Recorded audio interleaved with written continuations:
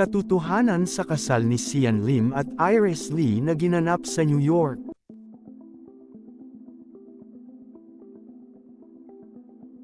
Usap-usapan ngayon sa ilang mga social platforms ang isyong nagpakasal na sina Iris Lee at Sian Lim sa New York. Sentro ng mga usap-usapan ngayon sa ilang mga social media platforms ang patungkol sa pagpapa-secret wedding umano ni Sian Lim at Iris Lee sa New York.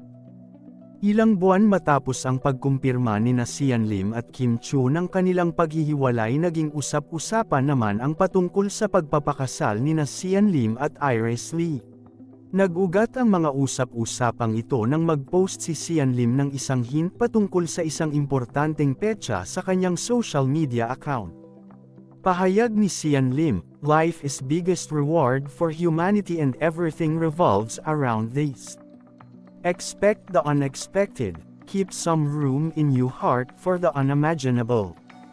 Marami naman ang nakisimpatya para kay Kim Chiu dahil sa mga naglabasang spekulasyon na nagpakasal na umano si Sian Lim sa ibang babae, at bukod pa rito ay nagdadalang tao na rin ang babaeng ipinalit ni Sian sa aktres.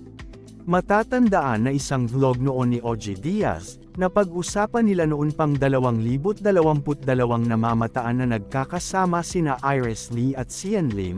Sa panahon yon ay magkarelasyon pa sina Kim Chiu at Sian Lim.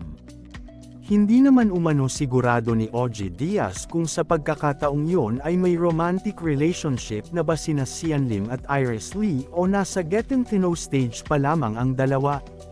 Nag-umpisang magkalapit sina Iris Lee at Sian Lim sa kasagsagan ng proyektong Hello Universe na ginawa ni Sian Lim, kung saan una silang nagkatrabaho ni Iris Lee.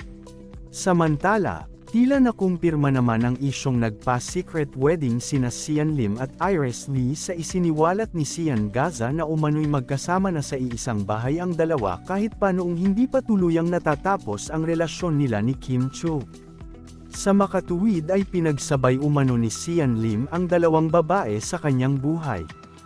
Sa ngayon ay inaabala na lamang ni Kim ang kanyang sarili sa kanyang trabaho bilang host ng It's Showtime.